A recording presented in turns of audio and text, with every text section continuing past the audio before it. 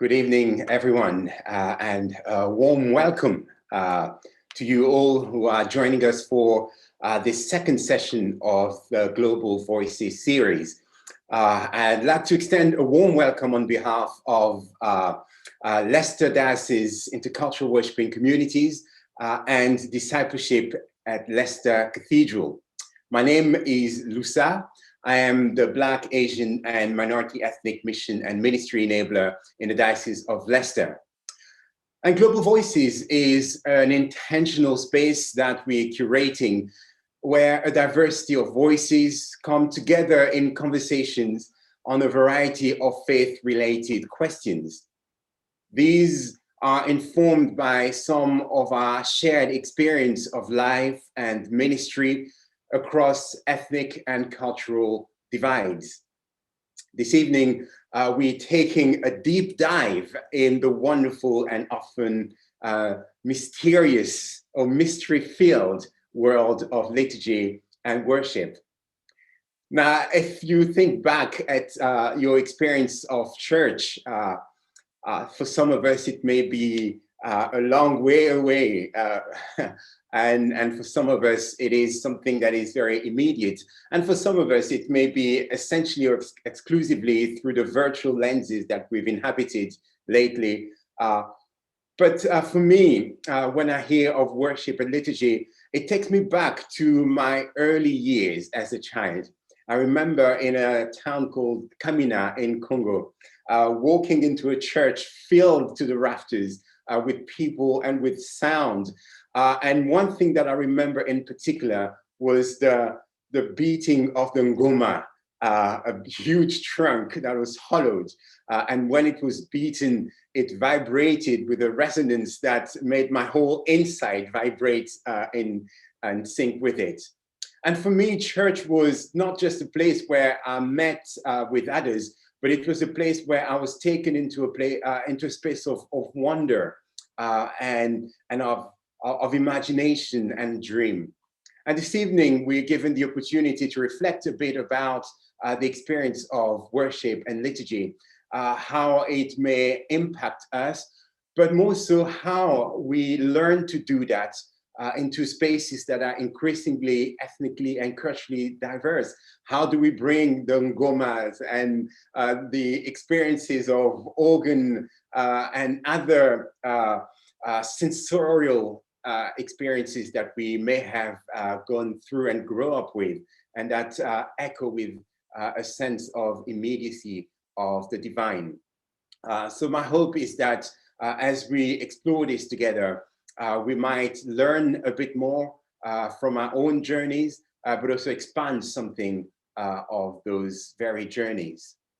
But before we do that dive into the topic of this evening, I would like to share just a few practicalities about how we're hoping to spend this time and in this space together. Before I hand over to our moderator this evening, who is Revd Canon Emma Davies. The format of this evening will be roughly divided into 3 parts. Our panelists will each share a 15-minute presentation on the very topic of liturgy and worship. And after each contribution, we will keep a short moment of silence that Emma is going to lead us in. We hope that this will stimulate thoughts and reflections. We would be keen for you to share those with us through the chat function. If you have a particular question related to the topic of today, I would encourage you to put it in the Q&A function that you've got at the bottom of your screen. And you also have the possibility of voting up the questions that you want to be put to our panelists when we come to the Q&A section of our evening. And after the final reflection, we will move into that Q&A, or rather into a time of conversation between Emma and the panelists. And following that, we will then explore and bring in some of your own questions and try to expand our conversations. We're intending to finish the webinar by 9 p.m. And so you might want to engage on Twitter as well, using the hashtag Global Voices. May I remind you that this webinar is recorded for later publication on YouTube. Please, if you have any issue, do reach out to any of us, specifically for if you've experienced any technical issues, do reach out either to myself or to any of the staff team who will be able to assist you.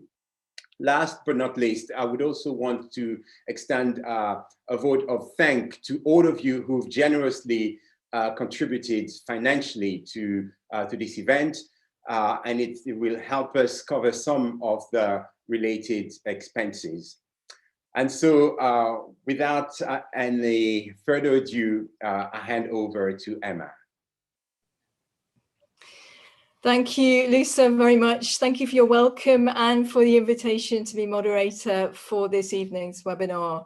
I'm Emma Davies, a canon presenter at Leicester Cathedral, which means that I'm one of the clergy team there, and my work is rooted in overseeing the liturgical, the worshipping, the musical life of the cathedral, along with discipleship. Since I was a child, I've had a long-standing interest in how our worship of God can transform and change us, both communally and individually, as we gather together, bringing all that we are, and then as we're sent out into the world. And I came to faith and first had my taste of liturgy in the Scottish Episcopal Church, part of the Anglican Church. So I'm really excited that we are focusing tonight in this second Global Voices conversation on intercultural liturgy and worship, which is such an important topic. Psalm 34 says, "Oh, magnify the Lord with me, and let us exalt his name together." Together. But how do we truly worship God together? How do we bring all of our individual stories into the space and the place of worship before God and before each other? And what might truly intercultural worship look like?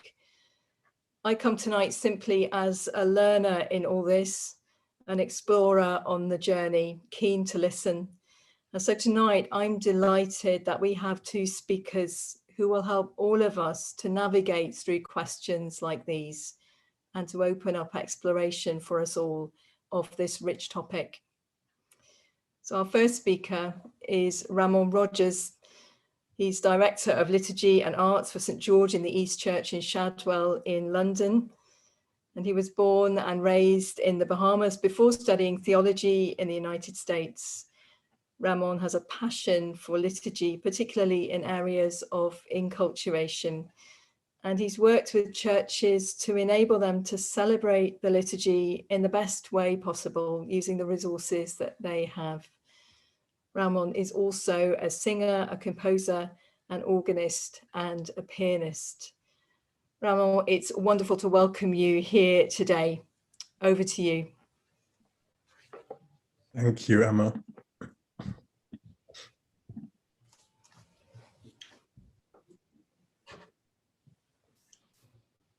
As a body is one, though it has many parts, and all the parts of the body, though many are one body, so also Christ.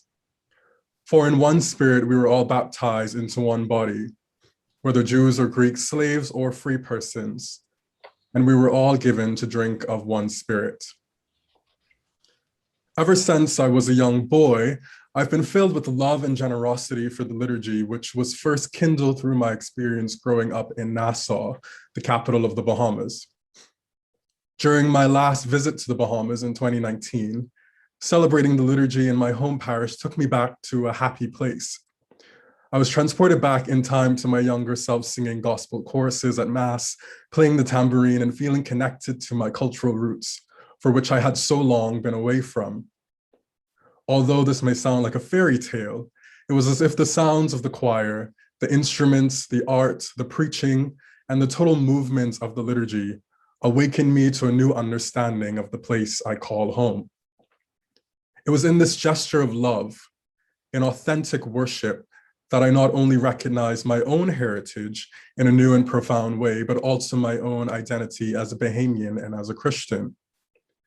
This gesture of love in our worship can be so small, yet have a profound impact on who we are. My experience of worship in my own context of growing up in the Bahamas is exactly how doing worship that is truly intercultural can transform lives and communities. That which appears to be simple or ordinary to a particular culture can hold great meaning when expressed in the language of worship. Worship that is truly intercultural enables us to communicate on a deeper level when we do not have the words to do so. It enables groups of people to express and experience faith in ways that would not be possible if we were exclusively to rely on words as a form of language and mediation of our faith. Intercultural liturgy matters because in it, the people of God celebrate who they are in God's presence. I thought a good starting point for us to dive into this topic of intercultural liturgy is to think about the term liturgy itself. The word liturgy comes from the Greek word liturgia, which translates best into the work of the people or the people's work. There are other words that we can use, such as worship, prayer, mass, celebration, but throughout this presentation, I will focus on the word liturgy, because at its core, what we do in our liturgies, in our worship, is the work of those gathered, the entire people of God. And if it is our work, we must remember that as humans, we are ritual beings. We follow rituals throughout the course of our day, from the minute we wake up in the morning to the minute we go to sleep. Because of this, when we think about liturgy, our whole lives are somewhat in a movement and or realm of liturgy. For example, on a Sunday morning from you wake up to go to church, you are already entering into a realm of liturgy and engaging in the ritual of orienting yourself to prepare for worship. And so in doing authentic liturgy that speaks to the totality of that which people experience is something of God, of love, mercy, hope, not just a mashup of opera and strict movements voiced with fuzzy religious language, is of the utmost importance. But the other important thing is not only about what people experience, but also how we are being church, which is rooted in our identity. In liturgy, this is when the greatest depths of who I am and who God is calling me to be come into relationship with God and my neighbor. And so the liturgy is there to orient us to that which is real. And culture and experience is real. As someone who has grown up in worshiping in a way unique to my culture and heritage, sometimes what we do in our liturgies and worship is make people feel rejected by their experience of worship and alienated by the church because their experience of church has been so alienating. What then does intercultural liturgy do? Hearing the term intercultural liturgy can stir up different reactions in people. I think what we initially think about is the one-off celebration that may celebrate diversity in our communities, with clothing, music, come in procession, waving flags, and are focusing on different languages. This idea of intercultural liturgy is focused on showcasing and more on a celebration of nationality. What is needed is a shift from the showcasing mentality to an expression of unity done through an attitude of mutual reciprocity. When done in this way, communities might eventually expand from those celebrations that merely highlight their multicultural differences to celebrations that better reflect the intercultural relationship of the assembly and the unity that is shared in Christ. The document Liturgy in a Culturally Diverse Community, a Guide Towards Understanding, was written by the Federation of Diocesan Liturgical Commission in the United States. And it notes that preparing authentic intercultural liturgy is done through a long-term commitment of the pastoral leadership of the parish that prioritizes the development of a real intercultural parish identity and the empowering of all the cultural groups of the parish. The goal of intercultural liturgy is not to celebrate cultural diversity. The goal of these celebrations is to celebrate what God has done for us in Jesus Christ and what God continues to do for all humanity through, with, and in the Son who suffered, died, and rose again for our salvation. By its very nature, liturgy celebrates our common identity in Christ as Christians, an identity that flows from our baptism. From this, I would like to highlight 3 things that intercultural liturgy does and strives to do. The first being that intercultural liturgy is honest. It is always important that we seek the greatest authenticity in what we do in our world of signs, that what we do is always consistent with what we preach. And because liturgy thrives on engaging all the senses, what we hear needs to be seen. Let us consider a few examples. We sing a hymn about all being welcome, yet we can see challenges around race and diversity in our congregation. We pray for an end to horrible injustices in our world, yet we don't take action as a community. We can begin to see that what we say and what we do in ritual do not come into alignment. What I have found is that liturgy that is truly intercultural, because it is authentic to the experience of all those gathered, the liturgy speaks to the honest truths of human experience and existence. If we take parishes rooted in the African American tradition, for example, the music moves people to a place of prayer and praise because it is rooted in the deep experience of the heritage of the people. It honestly invokes the stories, the emotions, and the drama which enables the ritual to move to a place that reflects the gathered congregation. Secondly, intercultural liturgy celebrates community, which expresses our identity. In the Church of England, which is rooted in a parish church system, a person can have a level of identification with the church and its tradition without the actual worship being an expression of the community of the baptized gathered. Culture in this instance not only relates to what is inherited from the past, such as language, ethnicity, and traditions, but is itself dynamic and not static.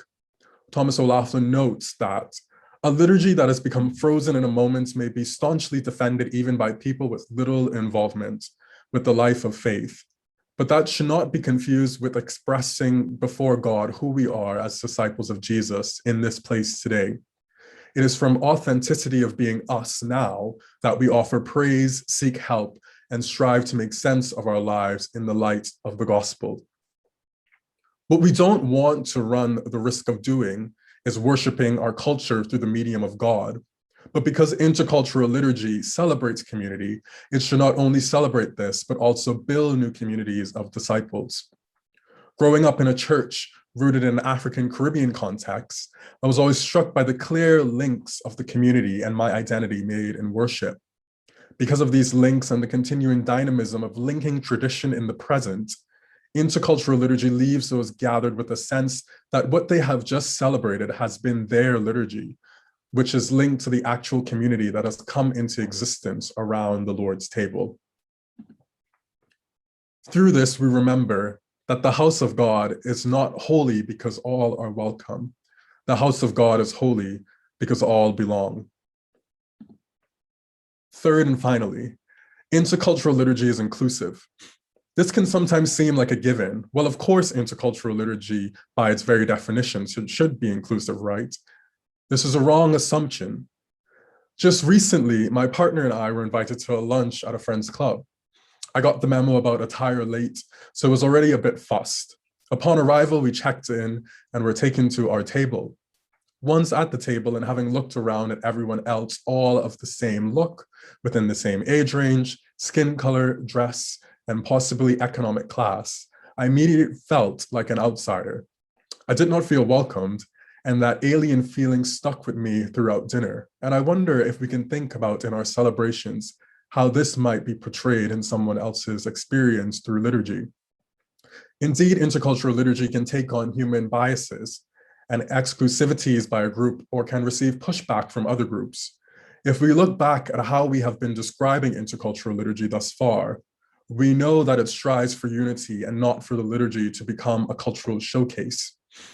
The document Sing to the Lord, Music and Divine Worship emphasizes that preparing authentic intercultural liturgy requires a long-term commitment of the pastoral leadership of the parish, especially the pastor, that prioritizes the development of real intercultural parish identity and the empowering of all the cultural groups of the parish.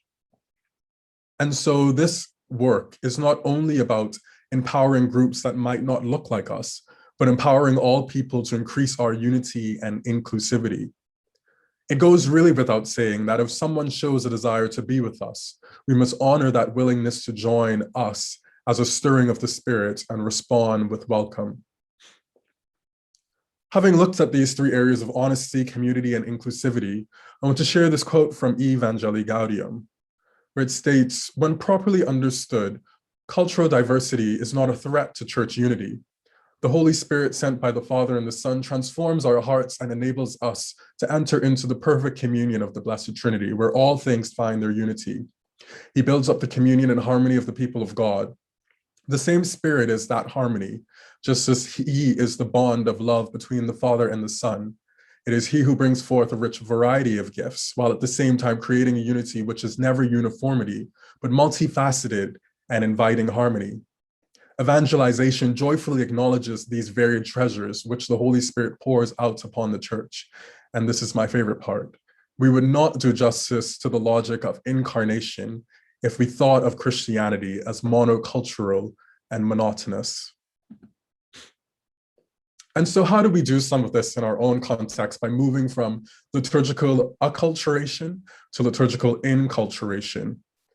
There are three pastoral skills I would like to highlight.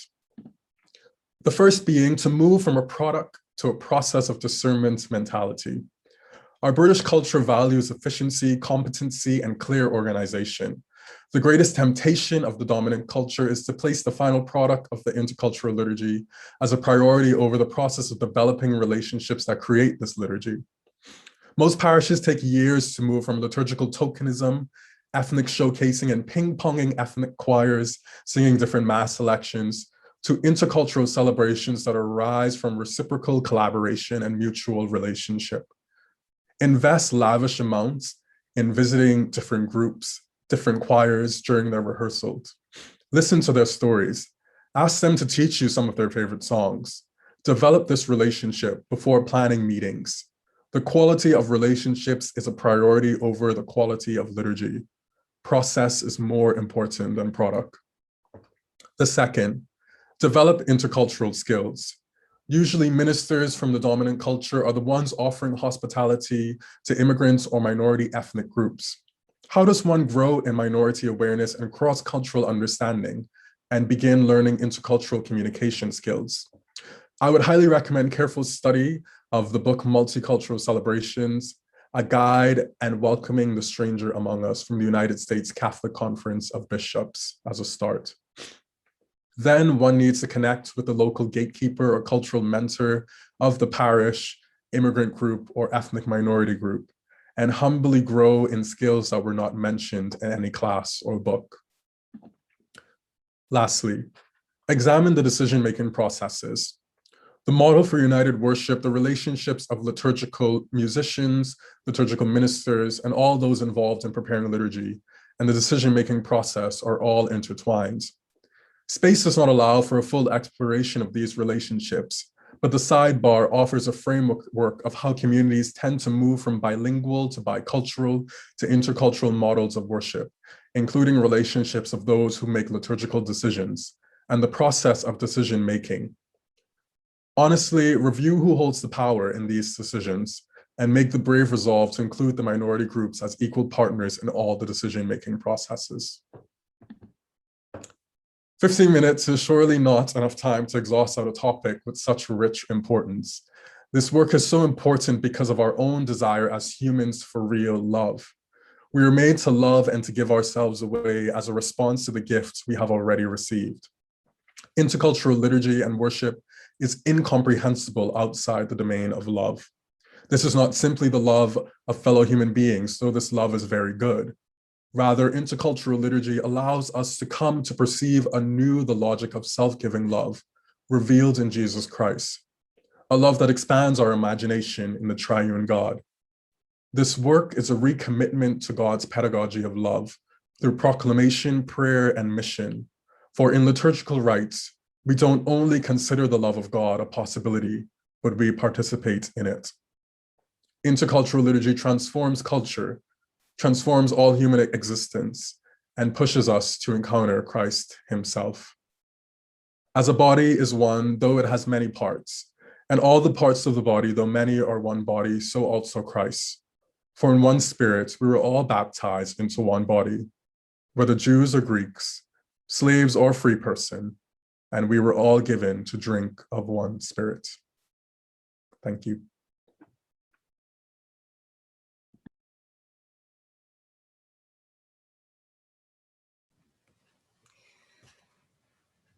Rámond, thank you so much for those words. There's such a lot to take in there. It's a very rich presentation that you've just given us.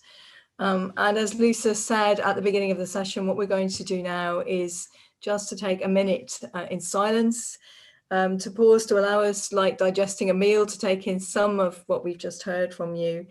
Perhaps a time to think of some questions or just ponder or indeed to pray.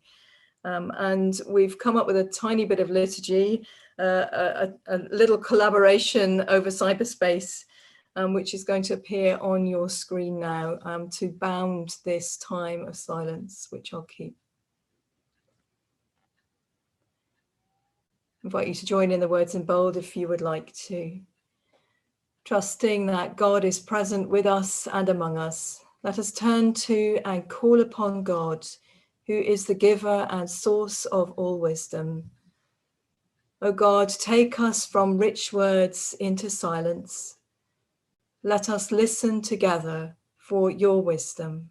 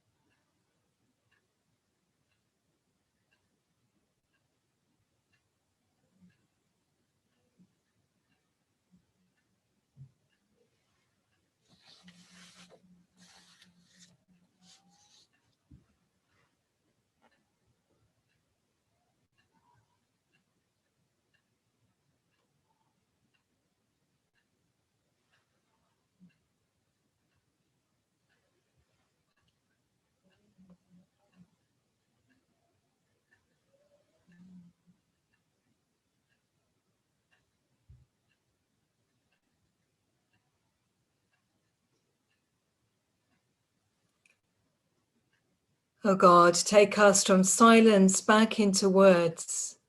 Let us listen together for your wisdom.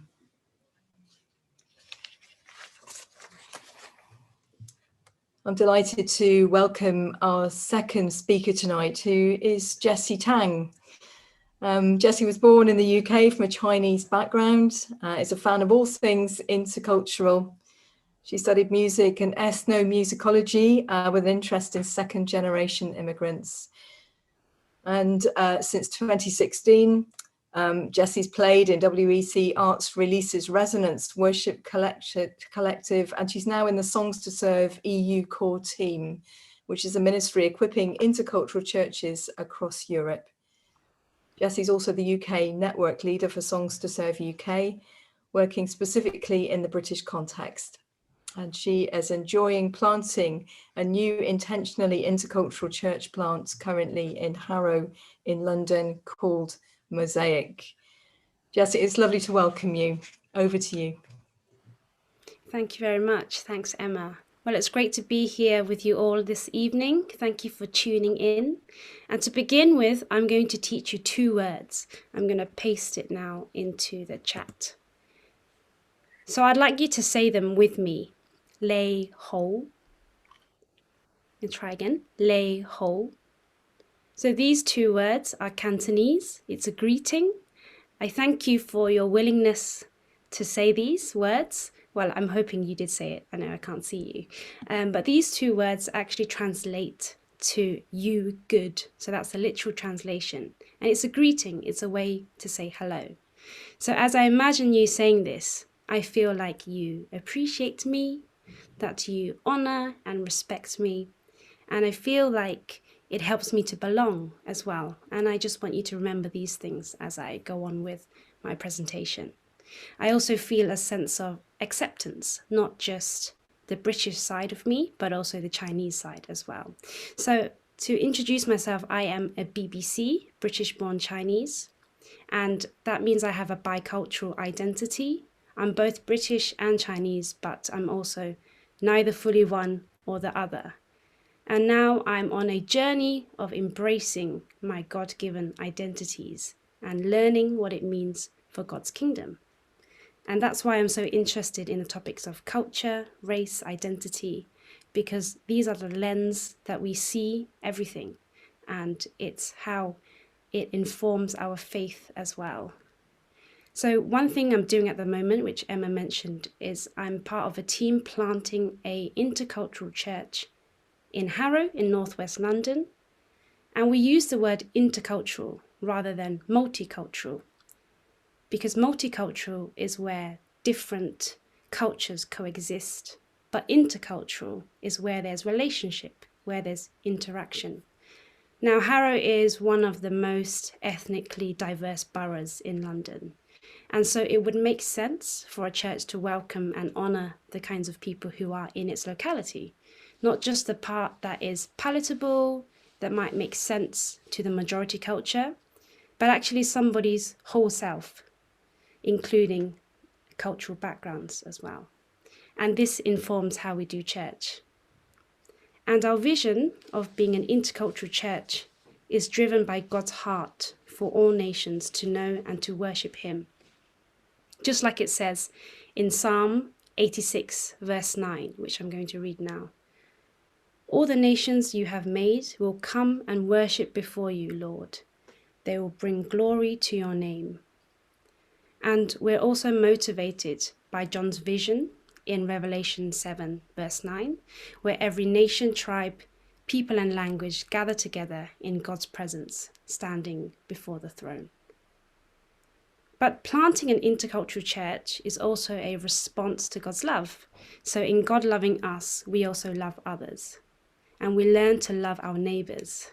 And as our neighbours change, this affects the way that we do church.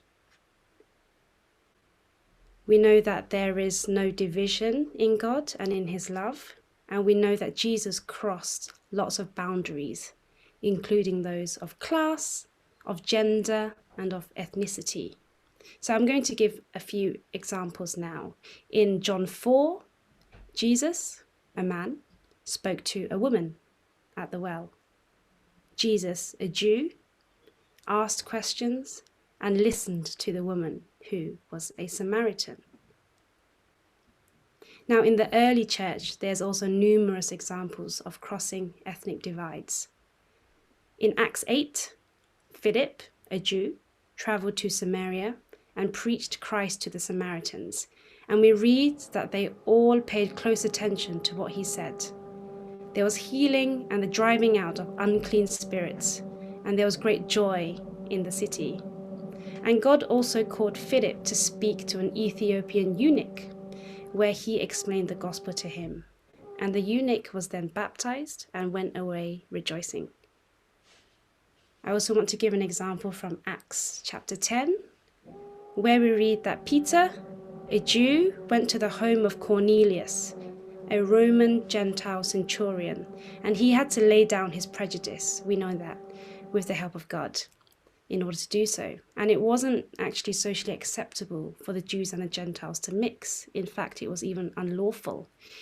But guess what? Cornelius, his relatives and friends, they all received the word of God and they were baptized in water and in the Spirit. So what's interesting is in all these examples of crossing divide, it led people to salvation. There was great joy and God was praised. And I know many of us have a heart to see people come to faith, and we should. But what about the people who are different to us? And if we model ourselves on Jesus and the early church, can we also cross boundaries? Can we also give people a chance to speak, to listen to them, and to build relationships that way? Because I think if we desire to embody an intercultural lifestyle, we will find that cultural distance decreases and cultural comfort increases. Not only that, but we see a fuller picture of God, because God made us each in his likeness, which means that in the diversity of God's people, we get a fresher perspective of him. We experience him more and we learn more about him. A few weeks ago, members of our church family, Mosaic, met in our church leader's garden, where we were hanging out, where we sang some worship songs together as well. I brought some Chinese snacks. There were also some Sri Lankan snacks that we enjoyed. And in that moment, I learned that I really love fish cutlets and I love butter cake, turns out. We sang songs together in Hindi, in Tamil, in Sinhalese, but not as like a tick box exercise, but because it comes from an openness and invitation in wanting our church community to bring and to share. Not just potluck and food, which is always welcome, but to bring something of our cultural practices and to share in it together. So I'm going to talk a bit about worship. Well, worship is something that is beyond culture, and it also reflects culture. So it means that worship is contextual. And there are different ways that we express our worship to God. One is through the form of cultural practices, and I'm going to focus on music. I want to tell you about a station in Harrow. It's our central bus station called Harrow Bus Station. And Western classical music is played from the speakers there. And you might think, oh, that's really nice to have music for commuters to listen to. But the reason that they pipe classical music through the speakers is actually to deter youth from hanging out there. So we know that music communicates when people belong, but actually music also says who doesn't belong as well. And music builds a communal feeling. It is inclusive when we're all doing music together. But then we need to also consider that music can be exclusive. So I am going to play something now. As I play this, I'd like you to have a think. What kind of feelings and emotions does it conjure up for you? And can you think of anything like, are there any particular memories that this brings back?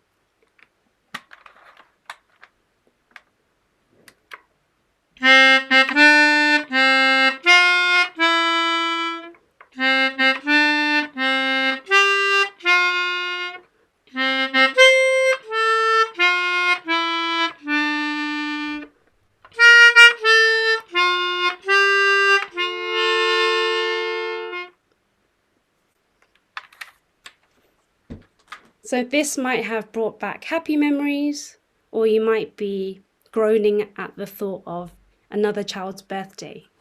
But actually, however you feel is largely subjective.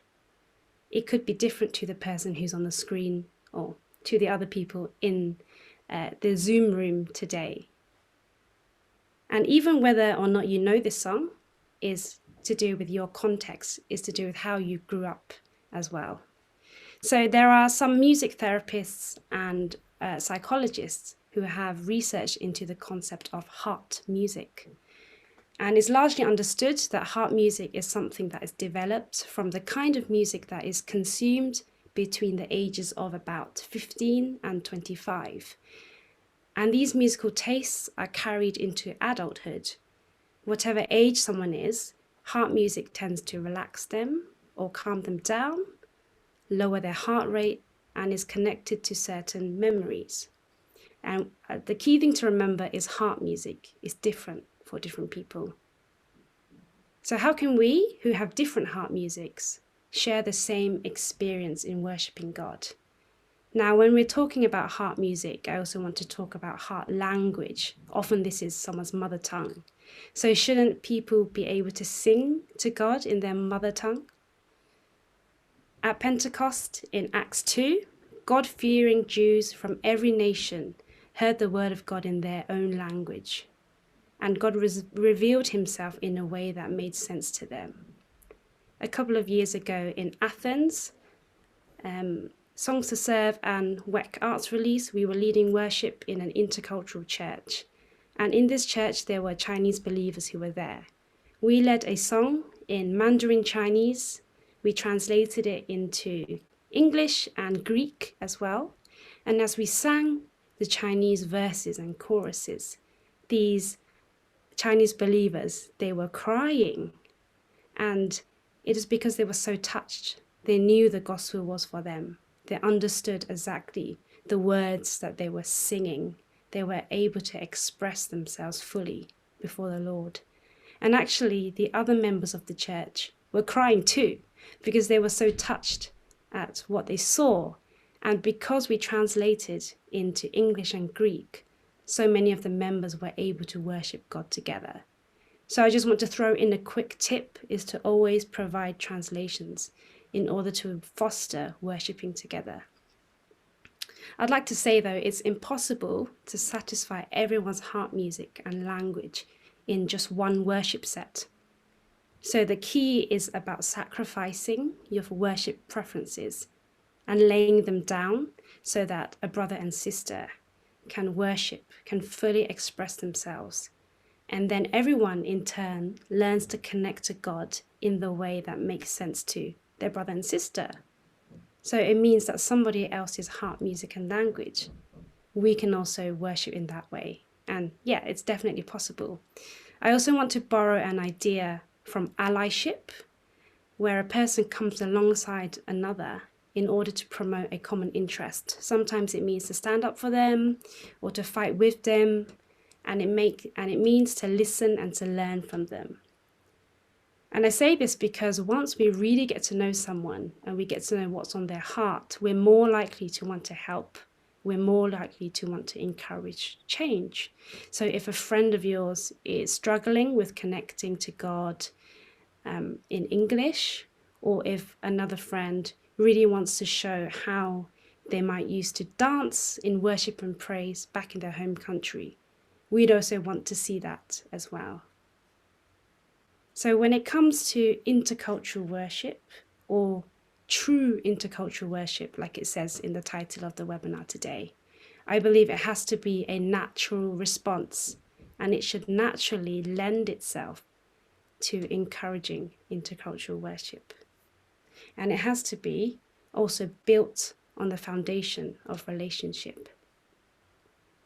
So I'm going to give a few tips now, and I'll also put it in the chat. So my first tip is to take an audit of the kinds of people in your circles and in the neighborhood. So think about how many of them are different to you. Do you already have relationships with them? If not, how can you begin to foster these relationships? Can you spend more time at the corner shop or make conversations with your hairdresser, for example? These kind of questions and this audit can also be applied in your church contexts. Now, if your church is more diverse, spend time with people and allow natural openings to talk about church. Find out what works or what doesn't work for someone. And is there anything that could be more helpful when it comes to worshipping at church? Another thing is to consider hosting a bring and share session, so your community can bring something from their home context. They can share a song and or some food. So this is really about getting to know someone's whole self, including their cultural practices and traditions, and finding that from that we can see God in new ways and new perspectives. Another thing is to start implementing worship songs into the service, which are not from the majority culture. So you can play it as background music to start with, or as exit music, or you can use it during the offering or the communion. And then when the church is ready, when the leadership are on board, which is really important, then you can also start to incorporate easier songs. So by that I mean maybe mainly English songs with one or two words in a different language at first. And always provide translations and always explain it and introduce it. And just remind people why we are pursuing intercultural worship, why we are wanting to sing in this way. And there's a lot more tips which you can find on the Songs to Serve website, which is songs2serve.eu. You are welcome to email me as well. So thank you. So here are a list of resources. A really good book to read is Worship Together in Your Church as in Heaven. written by the leaders of Proskunuo Ministries in the USA. I want to end with a final encouragement that it's not going to be comfortable. It's not going to be easy, but I guess we're not called to be comfortable. God exists outside of our comfort zones, but it's well worth it. And so for us, let us encourage one another to intentionally cross boundaries, to listen and to make relationships, and to learn what it looks like to embrace an intercultural lifestyle, leading us to cultivate spaces where intercultural worship flourishes. Thank you.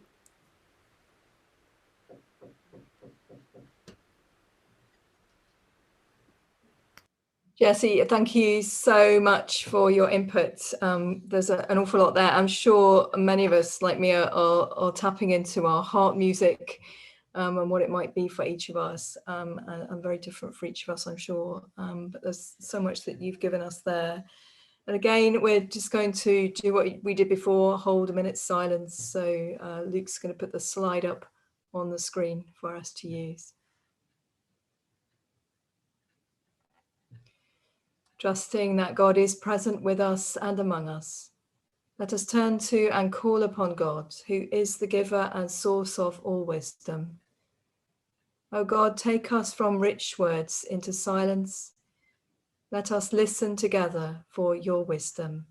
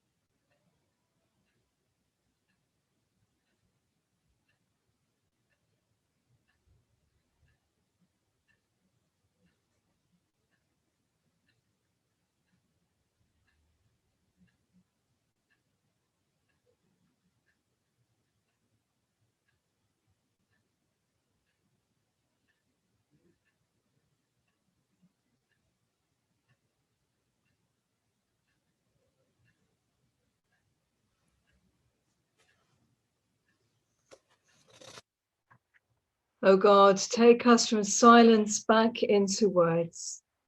Let us listen together for your wisdom.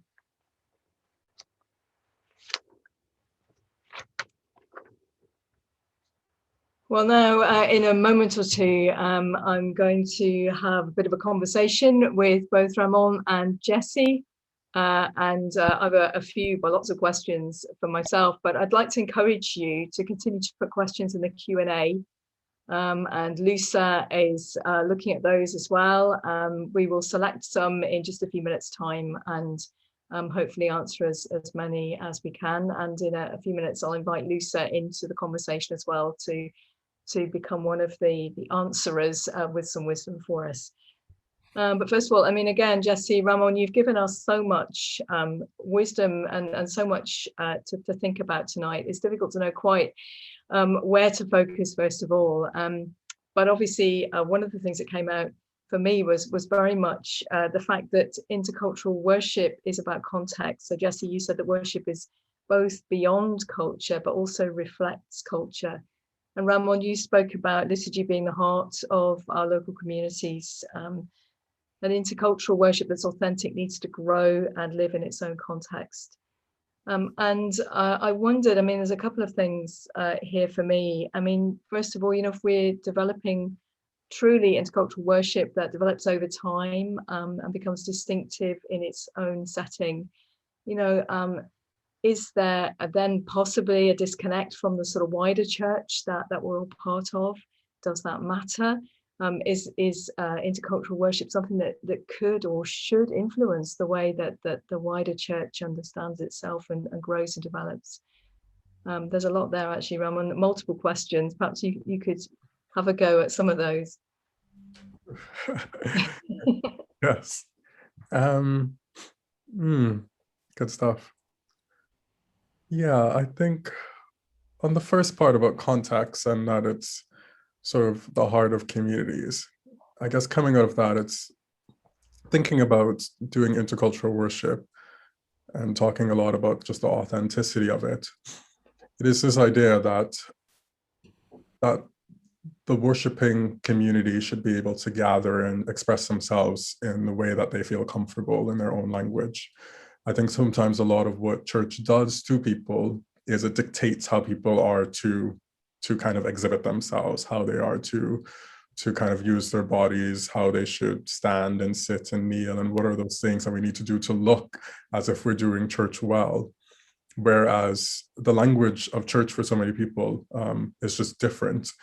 So for example, I grew up in a context that was Roman Catholic, but using our bodies and sort of that call and response and emotion was very important to the context in which we worshipped. And since moving from the Bahamas, I haven't had that in going to various churches. And that's my language of worship and the way in which I sort of know faith and came to faith. And so I think really just opening up that idea that to allow context to just flourish and allow people's own language of worship to flourish is just important, giving people the space to just feel welcomed in sort of worshiping realms. And I think that takes into the second bit of sort of how, if that can kind of disconnect from the wider church. And I don't think it does, because I think there's something about, especially in the Church of England, there's something central to the church that holds it together. And the church gives us a variety of options for liturgy and how to use that, but there's something central there that holds it together. So you don't lose that centrality.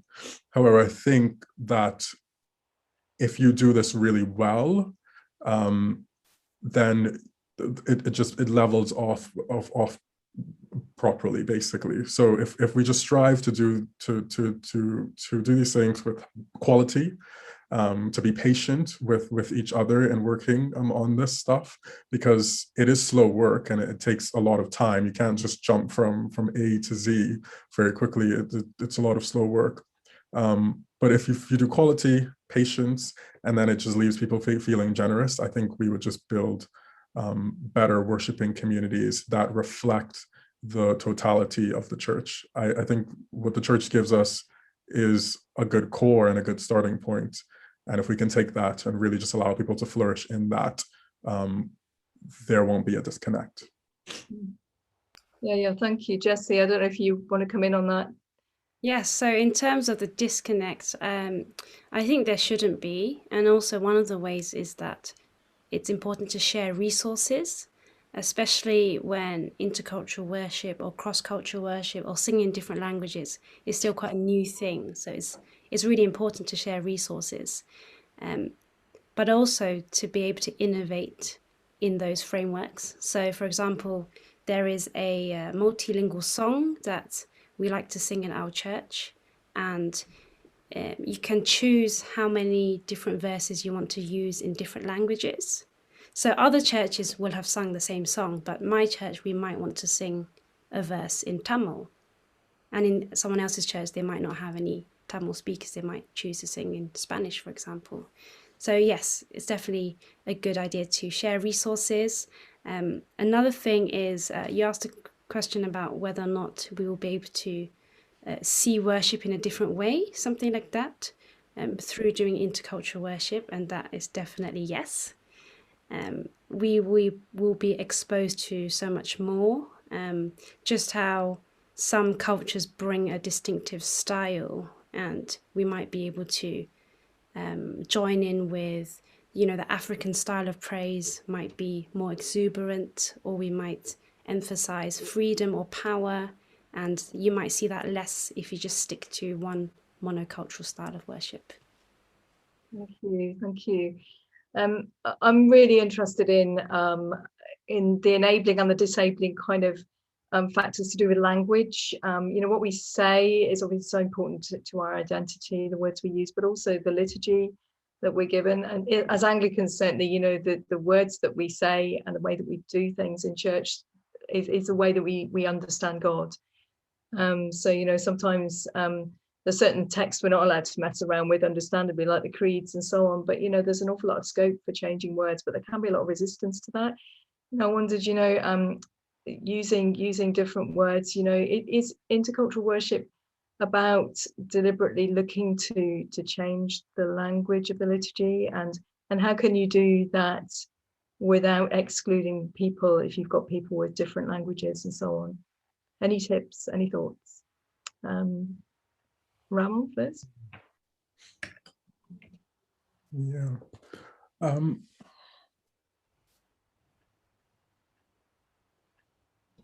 I think what is at the heart of intercultural liturgy,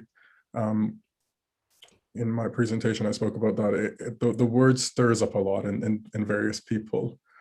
And I don't think there's a good starting point, but the starting point that I would like to propose is that in intercultural worship, we're really just trying to come from a starting point of unity and authenticity that I spoke about.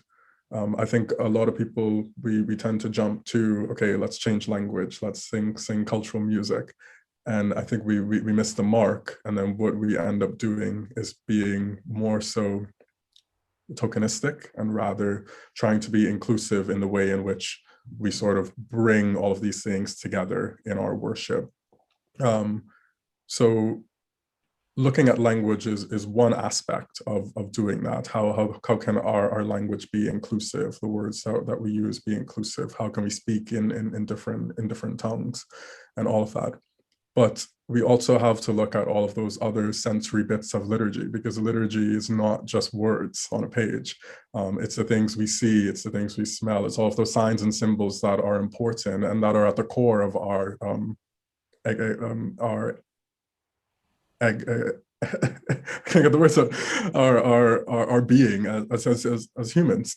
And so what we do is not only look at the language, but also look at the senses. What are people seeing? What are people hearing? What are people smelling, engaging with?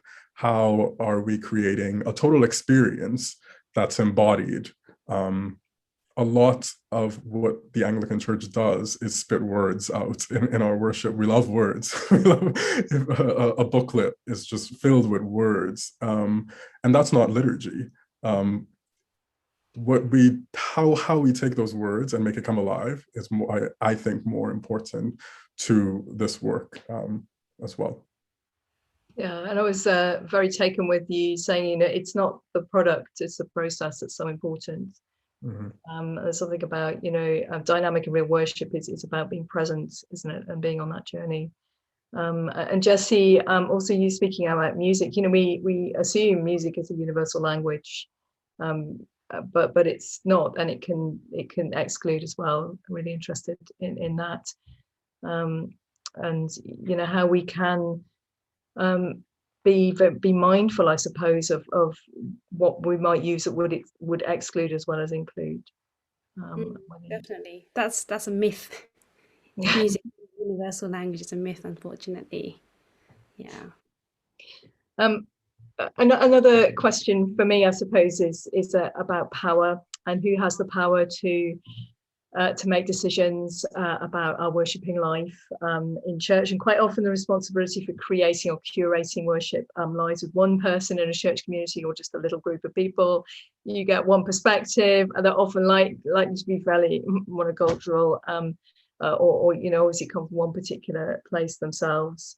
You know, I'm really conscious about that in my position in the cathedral, and what it means for just having, you know, one person's sort of eyes sort of overseeing things. So, you know, I sense, you know, I've heard you say really being truly intercultural is about relationship. It's about sharing. It's about, I think, probably about giving away some of that power. So it's not just about sharing kind of those that sort of might not have the power to do things. It's about the people in power actually giving some of that away. I mean, is that right? How can we do this well? Who wants to kind of talk to that? 100% agree. Yeah, so I alluded to it a little bit in the presentation earlier, but it is about, you know, making relationships outside of the church context and within it. So if if I am the worship leader or coordinator, then I will like intentionally want to ask questions and find out, oh, you know, how is it working to have this kind of music in the church? I think that's good practice anyway, not just when it comes to leading worship, but other aspects of the service, just having these open dialogues and giving people space to speak and to give their feedback. And from there, then you can move into, you know, the kind of bring and share idea that I spoke about. Yeah, and just people to kind of do more of their own research, to do some readings and come to webinars like this, and just to keep being on a journey of learning and wanting to learn more and how to bring that into their own church contexts. Thank you. Thanks. Lisa's telling me that, you know, we need to move on into, because I can't hog you and ask all my questions, and that's quite right. We've got some really great people here asking some really intelligent questions. So I'm going to invite Lisa to join us, if we can do that magically and pin him to the screen. Fantastic. Welcome, Lisa. And question and answers. Lisa, have you been monitoring questions? My multitasking is yeah, well, I mean, I was fascinated by the conversation that was taking place, but we've got also some really incisive questions, and I know a number of you are probably looking forward to the attempt that we might take in addressing them. And a first one from Wendy, who's I think referencing something that you mentioned, Rámond, about is showcasing an inevitable starting point for a white majority church wanting to develop intercultural worship? Or do you think it is possible to bypass that phase and build something more richly intercultural straight away? I think we can bypass showcasing sometimes, but I'd answer this in two ways. I do think showcasing can be a good starting point, especially in churches where the culture is limited. The risk with showcasing, however, is that in the decision-making process of showcasing, what you normally have is that the prevailing culture is making the decisions. When you get to the level of intercultural worship, you have the process of making decisions between the minority group and those who are in the prevailing culture. So it's more of that relationship building and more of that collaboration that happens within intercultural worship. So in that instance, that's much better because it's a collaborative effort. Whereas in showcasing, it's more so we're saying, oh, can you do this thing for us? Can you show this for us? I think it's important to keep what is the outcome, what is the goal in mind. Sometimes we have events that are just for showcasing. However, I think that worship isn't a realm to showcase. Worship is where we go to be our very selves and to worship God and to love our neighbor and to gather around the table and to be sent out to spread the good news to other people. And so it would depend on the environment. It can be a good starting point. I'm not knocking that off. However, I do think that if we constantly stay on the realm of showcasing, then we are missing the mark. And we're also not really, I guess, looking deep into see how we can truly become more intercultural, more collaborative, and make something that is really in and of the community, rather than just showing what our community has or what our community can do.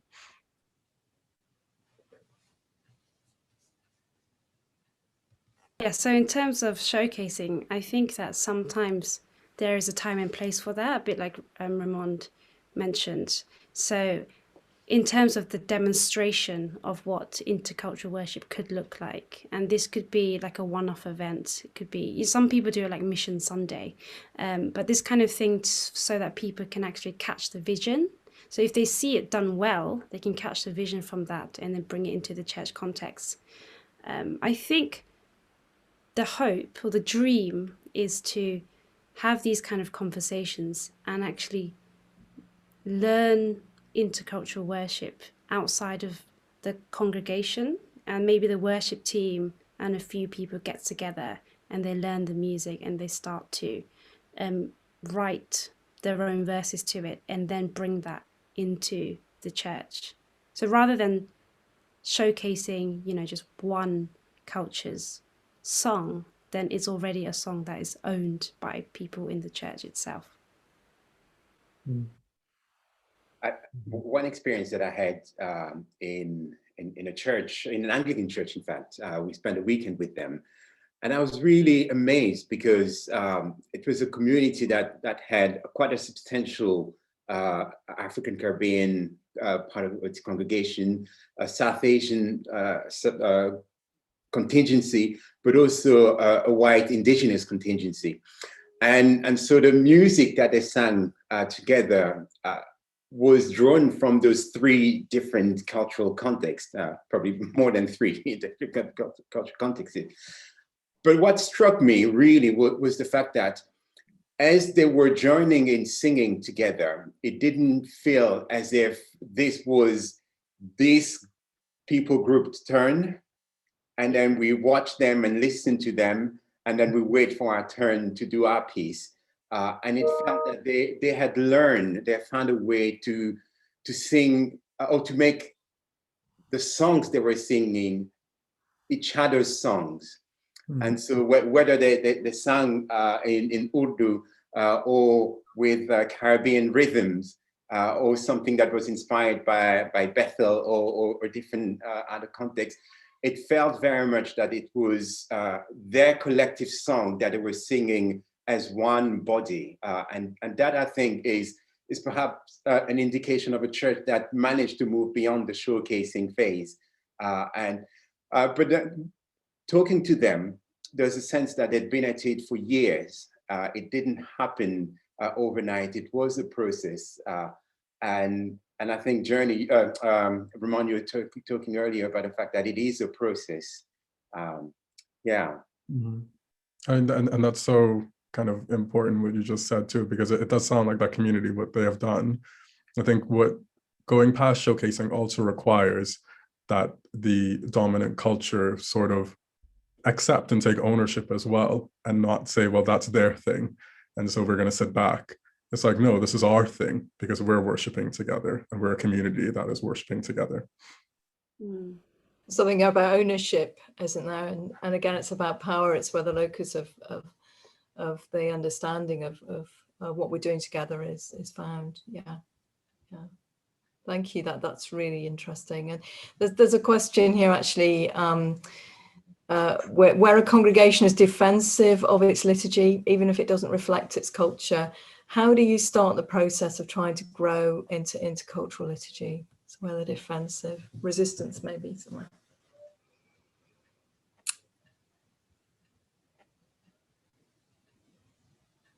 Well, that's silenced everybody. Yes, you want to try and answer that. Yeah. Mm-hmm.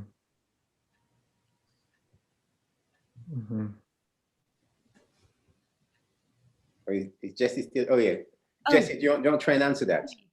So the question is, where congregations defensive, Yeah, you affect the culture. Well, I think it starts with some kind of education and the awareness, teaching the awareness actually. Like, look around you. This is not reflective of the culture. What about outside of the church's doors? And the call to kind of love our neighbors in that way. And what does it look like to not just say, oh, you can come along, you can come into the church, but you have to be like us, but actually to say, how can we have this mutual learning and understanding from one another? We all have God-given identities and cultures, and how can we have good relationships and worship together in a way that we can see more of God? So I think it comes with listening, education, and building awareness.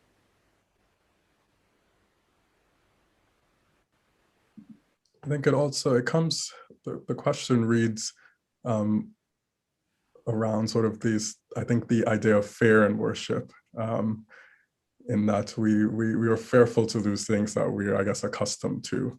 And we see it in liturgy all the time. When something new comes in, people get defensive when you're trying to change things or try to to add something new. People notice it very, very quickly, especially if they don't like it. And I think in that, again, just going back to the relationship building process of meeting with people and having those one-to-ones and really understanding what's at the core of people's spirituality and how to ignite that within worship, I find very important. Because when you really sit down with people one-to-one and you talk to them about their upbringing and their spiritual journey and what they value in worship, people have very deep spiritual piety that is not even seen within our four walls of the church. And so in hearing that and in hearing the stories of different individuals, then how can you pray about it, invite those people into the process of making those decisions? Because normally those people as well are the ones who have the talent to do this work and to help with it. I think people are less defensive when they feel like they can be a part of the process, and more defensive when they feel like something is just being changed without their approval or without their thoughts or input. And so I just go back to the relationship building process of it. That's just really important. And also, I think just a recognition that the Spirit is already at work in these situations. And so really discerning what is the Spirit trying to do through that is important as well. Thank you. There's a question here about whether you see any value in attempting to include liturgical elements from cultures that are not yet reflected in the congregation as a way to remind the congregation of the larger intercultural context of the people of God. Or does that risk tokenizing these cultures since it's happening outside relationship? And I guess that's, for people that perhaps live in a place that is not particularly diverse, it's fairly monocultural, how do you do this? Should you? Good question. So I think it's so important to do that, and you can do it in such small ways. An example, in the parish that I work in, I try never ever to use, I guess, white images of saints or Jesus on the order of services. It's just something that I don't do, and people notice it, and people comment on the artwork. And so that's one way to just get in people's mind about thinking about this incarnation of who Christ is. But I think another way is just really doing simple things within the worship. So one thing that I've done, we haven't done a lot of things around languages, but on bigger feast days, I do sung intercessions in different languages, which is a small thing. But again, the idea of intercessions being something that's universal, that we're praying for the church and the world, so using a different language in it, people get that and they make the connection like, oh, we're praying for all of these things and it's in a different language. And so this makes sense at this point. So I think really finding those moments in our worship where we can do just the little small things, or the ways in which we can, again, link liturgy to the act that we're doing. It will come across just much better with people.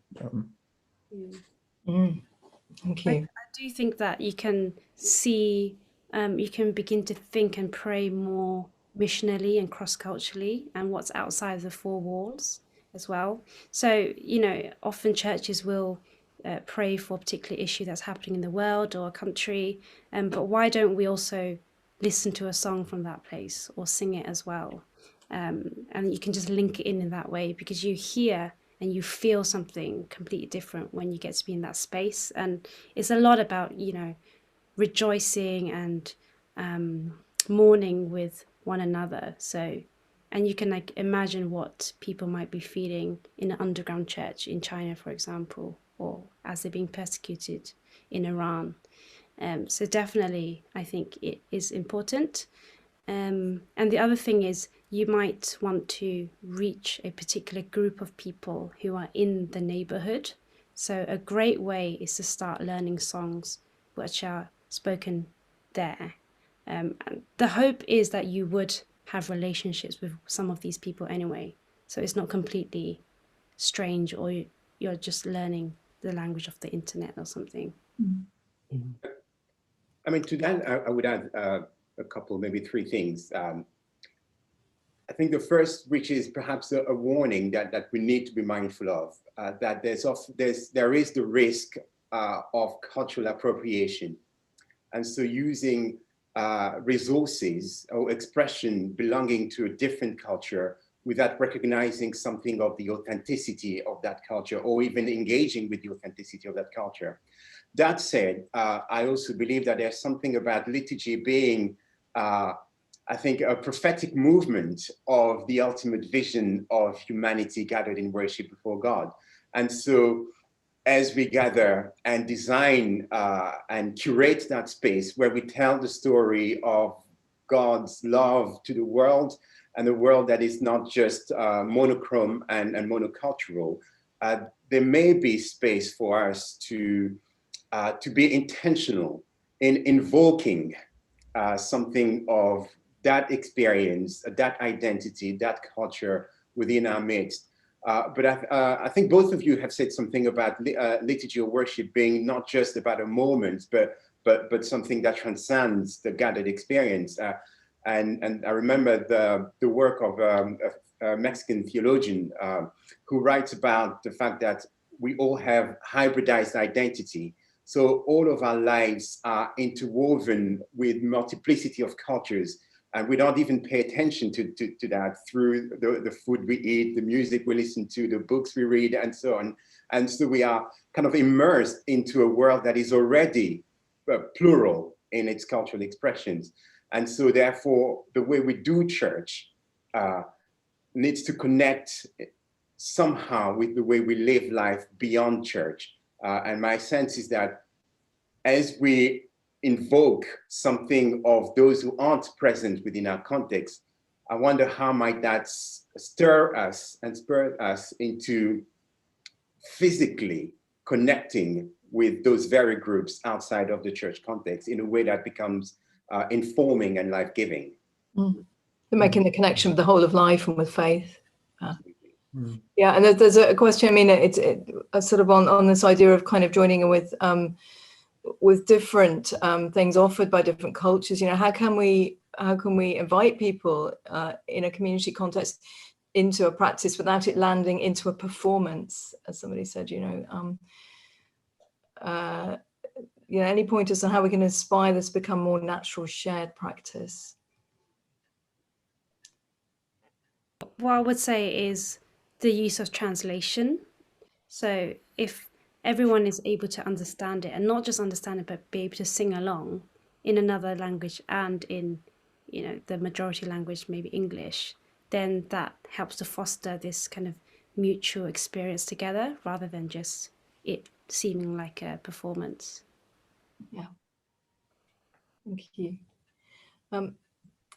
Karen asks, I would love to hear more about the challenge to escape from worshipping culture through the medium of God. Which was that you, Rámond? Let me just look at letting yourself. Laughing at myself. Worshipping culture through the medium of God. Yeah, I think sometimes what we end up doing is we just get so fixated on the cultural bit, and we forget why we're doing it. We forget that we're worshiping God in the process. And so we put so much work into, we just need to be intercultural. We need to do all these things. We need to change the language. And we forget the starting point, that everything that we're doing is to give God glory. And when we do that, what happens is that we somehow end up worshiping the culture through the medium of God. Or that we put the culture before worshiping God, is what I was trying to get at there. And so it's a risk. And these things should not just become in and of themselves or just artistic endeavors, because then we haven't done it well if that's all it becomes. We can put on great cultural worship, but if that cultural worship isn't helping people to pray, or helping people to enter into the mystery of who Christ is amongst us, then we have not done our job well.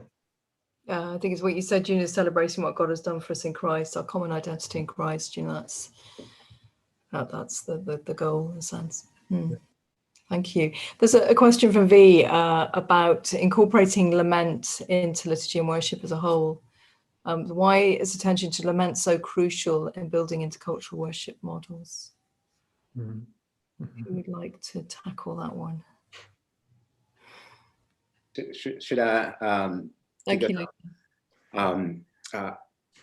I love the notion and the concept of lament, and I feel myself often more drawn to the Psalm of Lament, or to the expression of lament in the Bible, because I think lament in some ways brings us to the core of ourselves. It's so visceral that there's no place to hide who self is, but it also brings us to the core of who God is.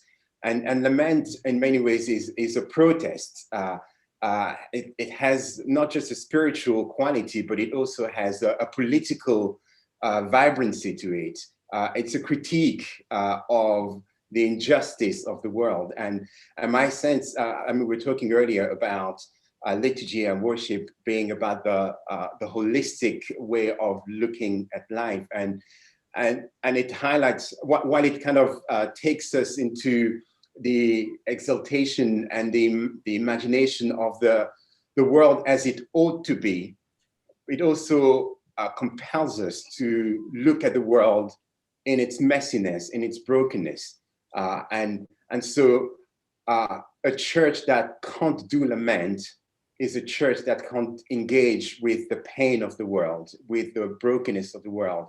And therefore, it's a church that can't speak hope and life into those spaces. And so my sense is that we ought to do a bit more lament, but also lament is not whinging. It doesn't end into, a closed, a clenched fist. It ends up with an open end and an embrace. And so I think I find it quite powerful as a movement.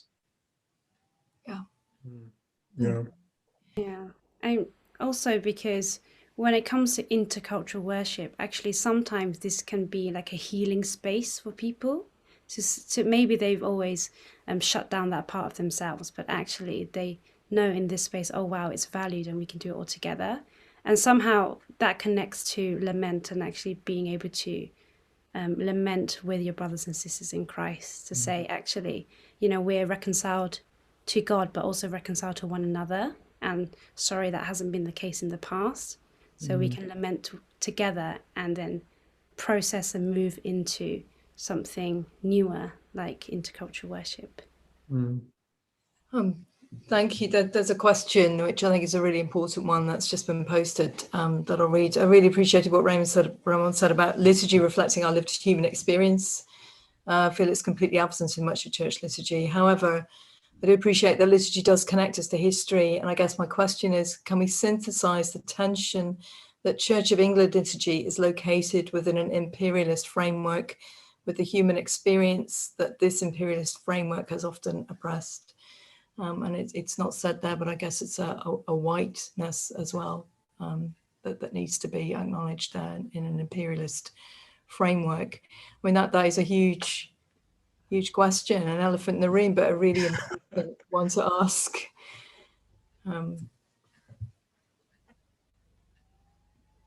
Lucia, would you like to start as well? And always, as always, the really big, really important questions come right at the end of the session where, It's a shame in some ways that we can't do fully justice to the question because of time. But what I would say is that I think there's something about the arc of liturgy, especially in the Anglican tradition, that should compel us to engage with that reality. And one of the bits of liturgy that I like the most is when we come to confession. And sometimes we lose sight of the power that confession has. And we kind of restrict sin as just an aggregation of mishaps. And we sometimes fail to recognize the kind of the structural and social and collective dimension of sin. And I think a good liturgy and a good worship should allow us to engage with that and name some of the fractures that we inhabit. But repentance is not just about naming, it's also about challenging or inviting us to live transformed lives. And therefore, how might it look like for a church that is serious about repentance as an expression of its worship and its liturgy? And how might that translate into the way in which we live with the legacy of a fractured past?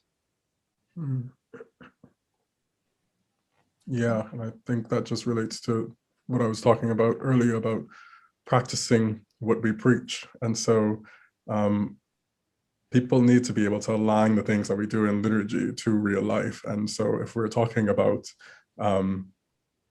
this deep stuff, then how can that be seen in our liturgy? Or are we just saying it just to say it?